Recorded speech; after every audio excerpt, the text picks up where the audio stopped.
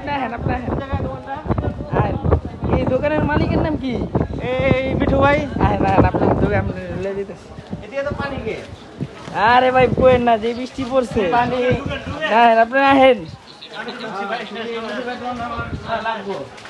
দাঁড়ান 2 মিনিট। কি লাগবো কিছুটা? সাদা সাদা। লন এই যে গ্রামীণ সুতাগার, এই যে গ্রামীণ সুতাগার। ভাই আমার সাদা সুতা লাগতো। ওই যে কত সাদা সুতা? 120। এটা তো বৃষ্টি কে পুরো রোড দিয়ে চলে গেছে গা। এটা তো আপনার সেবা করার লেগে বয়ে রয়েছি আমরা, বৃষ্টির মতো দোকান খুললাম।